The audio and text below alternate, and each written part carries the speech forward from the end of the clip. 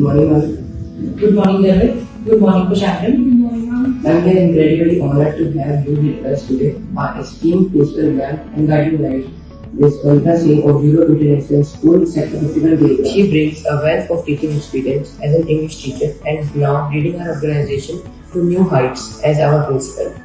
I graduate of grade 10 with my worthy friend Kushagram of grade 9. We extend a most cordial and sincere welcome to you, ma'am, with open heart. We are delighted to have this conversation. Ma'am, we will be having our term assessment soon. So, being board students and those going for SA2, we want to enhance our skills. Please enlighten us with the way for success with your stress management tips. Well, first of all, I would like to thank both of you for having me in this podcast. Yes, for sure, I am aware that your essays are starting soon, and there are a few tips which I feel that all the students can follow. And first of all, I feel that it should be having a study timetable. It gives the structure and we can avoid last minute cramming. And once we have given the structure to something, then as we achieve small goals, it gives us the confidence. When we achieve those small goals, then it reduces stress and anxiety. So, which actually clears our minds, calms our minds, and then we can study further, which can be fruitful. Ma'am, my first question to you is, many students feel anxious as exams approach. What are some simple daily habits that can help a student to reduce stress during exam time? Surely, Kushagram, I feel that for learning fruitfully, we should be making a realistic study schedule. And then we should be breaking it into reachable goals. Once we reach them, then it gives us confidence, which reduces anxiety and stress. So when we are learning again with stress-free mind, then obviously we can get better. We can learn better and we will be able to perform better. Another thing I would suggest that you should be taking Pomodoro technique. Ma'am, what is Pomodoro technique? Pomodoro technique is where you study at a stretch for 25 minutes and then you take a 5 minutes break. So now when you are studying for 25 minutes, that means you are focusing on a particular topic for 25 minutes and then you take 5 minutes break. So it is going to prevent burnout in you and it is also going to reduce anxiety. Okay. So that would be my advice to you.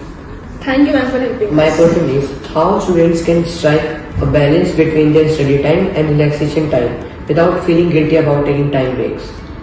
Well, if you follow structured study plan and you achieve your goals step by step, then it gives you the confidence and it reduces stress. Once that confidence is there, then you don't feel guilty when you are taking the break. Moreover, once you have achieved your goals and you are very clear that what next is there to study, then you would not feel anxious also. So then you should be having that type of mentality that when you are taking a break, so it is not the wastage of time. It is just a break where you are rejuvenating yourself and getting ready or preparing yourself for the next goal to be achieved. I would like to request the parents to create a stress-free environment where their children can study well, where they are confident enough to have that open communication with the parent. And plus, I would also request the parents to stop comparing your child with his friends, his classmates or his siblings. Everybody has a different pace of learning. Everybody learns in a different way. So parents should be understanding enough to know that how to support their child in a realistic way. Thank you, ma'am, for helping us. My question is, some students panic when they can't recall their answers in the exam hall. So what practical tips would you suggest to handle such situations? I would suggest ABC technique. Now, what is ABC technique?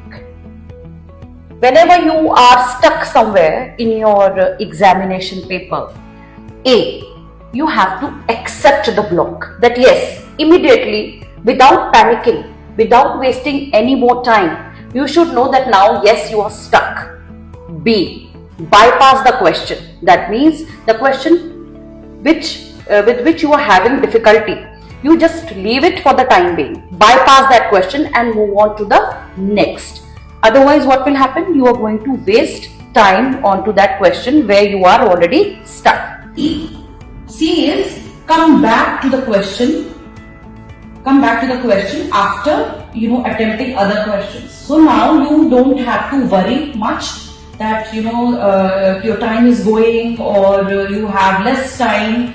So now you have finished other questions, and now you are back to that question. So with the triggers. So now let's say that still you do not remember what was there in the question. I would suggest to try to rephrase the question in your own words. At times it has the hidden clues, and you will be able to write the answer. So go ahead in the exam with that type of framework, right? So staying calm is your superpower. Whatever situation is there, if you have forgotten anything, if you would panic, you would forget the other answers also. Whereas if you would stay calm, then maybe those questions which you do not remember at that time, by the end of the paper, you might recall them and you might be able to write them. Thank you, ma'am. How simply you help us in the times of need. Thank you so much, ma'am. Your tips will reduce our stress to such an extent that we all will perform our best in these type of situations. Stay tuned with us for our upcoming podcast on diverse topics. Thank you and have a nice day.